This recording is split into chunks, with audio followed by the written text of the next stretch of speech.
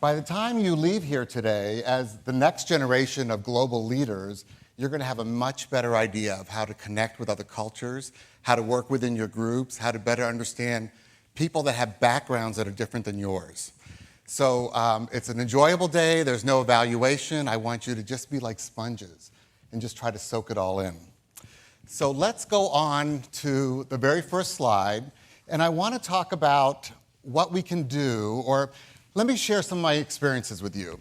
I think sometimes the best way to illustrate where we are and where we were and where we need to go as global leaders can sometimes be relayed to you through stories. 30 years ago, when I came to this country, I've always been an American, but I was born and raised overseas. So my entire life was abroad, and because of my father's job, we moved from country to country. So my entire social network was very international, and when I came back to the States, I had this idealized version of what it would be like to come back home. And certainly America, as a leader of the free world, people were going to be very culturally savvy, very politically aware, very aware of what was going on with the United Nations, or at that time what was taking place in South Africa or in Russia. And I found when I got to the US that people were not that aware.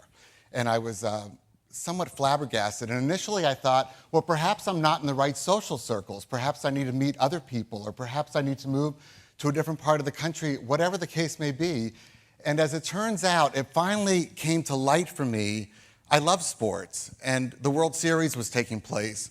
And I got all caught up in the World Series. But I kept asking people, now why is it called the World Series? I mean, only American teams participate, and a couple Canadian teams, but certainly they play baseball in all different parts of the world, and in Japan and Latin America and South America. Why is it called the World Series?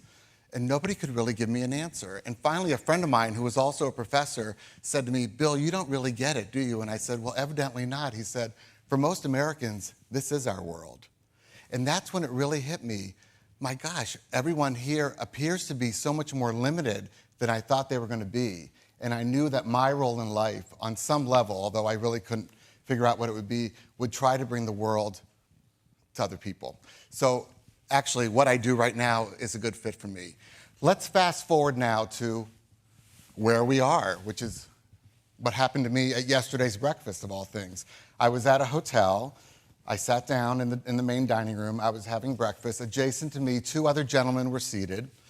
One of them had an accent, and my guess is that I think he may have been Turkish.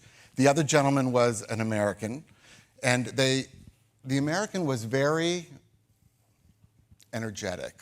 That's probably a very nice way of putting it. And in typical American style, was moving very quickly, and ordered breakfast and kept saying over and over again, now, we should probably get this deal wrapped up, and so where do you say we go back up to the suite and sign off on the paperwork? And I couldn't figure out if this American businessman had a flight to catch, or why he was so rushed, or why he wanted to move things along. And the gentleman, who I assumed to be Turkish, was very, very quiet and very somewhat laid back. And I thought, this is such a perfect illustration of direct communication versus indirect communication. And the American gentleman quickly inhaled his breakfast, as many Americans typically do in a business situation: eat quickly instead of enjoying the meal. And then the American businessman said, so let's just wrap it up. And he stood up and said, let's go upstairs and sign that paperwork. And the Turkish gentleman just sipped on his orange juice very passively. And then the American said, well, I guess you're not done. So I guess I'll wait a few more minutes and then we'll go. And sat back down and then just started babbling. And it reminded me of another characteristic of direct communicators, which is typically American, is that being uncomfortable with silence, as oftentimes, and I can see a lot of people sort of smiling that perhaps they're from other cultures, knowing that that's true. So it just, in a sense, gave me an idea that although we may have global divisions in corporations, we maybe have worldwide services, how global are we? How culturally savvy are we? We can put a nameplate up, but how far down the experience curve are we today? And I guarantee you, by the time you leave today, you'll be much farther down the experience curve than when you came in.